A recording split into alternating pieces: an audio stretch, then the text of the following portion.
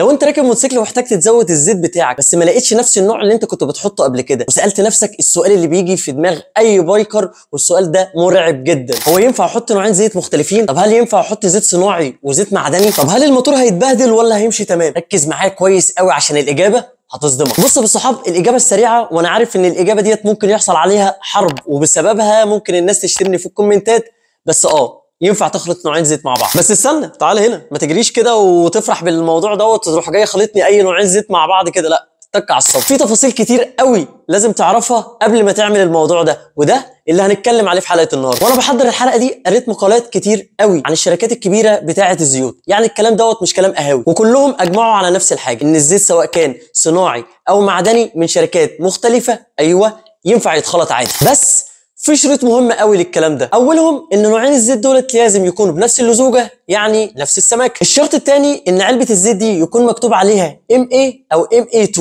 وده معناه ان الزيت دوت مخصص للموتوسيكلات. فمش مهم خالص انك تخلط نوعين زيت من شركات مختلفه، ولا مهم حتى ان لون الزيت ده يكون مش زي بعض. فالطبيعي واللي لازم يحصل ان نوعين الزيت دولت لازم يختلطوا ببعض، وده بسبب تركيبهم الكيميائي. بس مش معنى ان تركيبهم واحد ان حضرتك تعمل كوكتيل كل مره انت بتغير الزيت. الزيت مش مجرد حاجه انت بتدهن بيها الموتور كده وخلاص، زي ما قلت لك قبل كده، ده ليه تركيبه كيميائيه. التركيبه دي بتكون معقده، بيتحط فيها مواد ثانيه. بالنسبه للمواد دي بتكون نسبتها 25% في ازازه الزيت. التركيبات دي بتشتغل مع بعض كلها زي فريق الكوره، كلهم عايزين يحققوا هدف واحد. فلو جبت لاعب من فريق تاني دخلت وسط الفرقه بتاعتك ممكن يبوظ لك الخطه بتاعتك. يعني لما تخلط نوعين زيت من شركات مختلفه ممكن التركيبه دي تتلخبط، وبالتالي هتاثر على جوده الزيت، فبالتالي الموتور مش هيبقى في احسن حالاته. وبالبلدي كده انت ممكن تجيب نوعين دقيق عشان تعمل كيكه، نص من شركه ونص من شركه تانيه، ولما تحطها في الفرن هتطلع كيكه.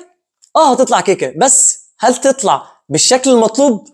ما افتكرش. احسن حاجه تعملها للموتور بتاع الموتوسيكل بتاعك انك تلتزم بنفس النوع بتاع الزيت في كل مره تغيره فيها. والكلام ده ليه؟ لان كل مره انت بتغير فيها زيت في شويه زيت قديم بيفضلوا جوه الموتور. يعني انت مهما غيرت الزيت بتاعك هتلاقي شويه زيت من القديم بيختلط مع الزيت الجديد. ولو الزيت القديم مختلف عن الزيت الجديد وكل مره بتغير زيت بتحط نوع مختلف، فعايز اقول لك انت في الاخر هتعمل كوكتيل مش مضمون خالص، وكوكتيل ما حصلش. هو فعلا ما حصلش. بس خلينا اكون واضح معاك في النقطه دي: لو انت ماشي على طريق واحتجت تزود زيت بسرعه ومفيش غير النوع التاني ده، وقتها بس انك تحط نوعين مختلفين هيبقى ارحم مليون مره انك تمشي والموتور بتاعك فيه زيت ناقص او ناشف خالص. بس اول ما توصل حاول ان انت تنزل الزيت دوت كله وتفضيه من الموتور بتاعك، وما تعتمدش ان انت تمشي لفتره طويله على الكوكتيل اللي انت لسه عامله. فالخلاصه، ايوه ينفع تخلط نوعين زيت بس لازم يكونوا بنفس اللزوجه ونفس المواصفات. اي نعم الموضوع دوت مش مثالي، ويفضل انك تثبت على نوع واحد للموتور بتاعك، لكن لو مضطر